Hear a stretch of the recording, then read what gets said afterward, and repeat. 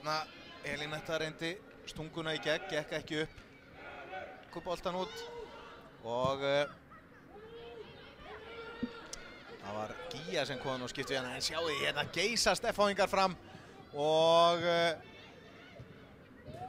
staðan er orðin 1-0 fyrir Selfoss gegn Fylki og þar er Hrafnir og já, hér er Hugrún náði ekki að koma boltanum þarna á Söðurós. Annarlega mikilvæg tækling. Margrét Sif Magnúsdóttir komin þarna í gegn og Hugrún Arna með frábæra tækling nái í stig í þeim tveimur leikjum. Þannig að F-háingar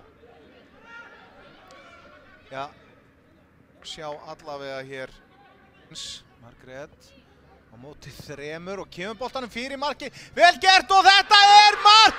3-2!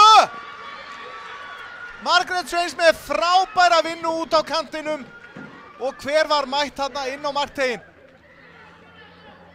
Sjáu þið fögnuðin hjá F-háingum og þvílík dramatík hér á lokamínútonum. Það eru 4 mínútur eftir af venjulegum leiktíma.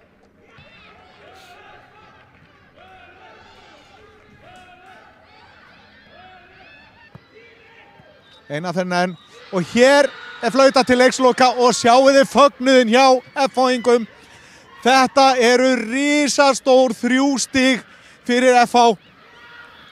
Þær fara upp í 8. sæti deildarinnar, upp fyrir Aftureldingu, komast úr fallsætinu með þessum sigri.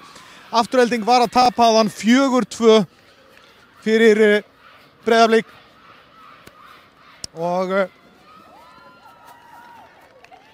þetta eru risastór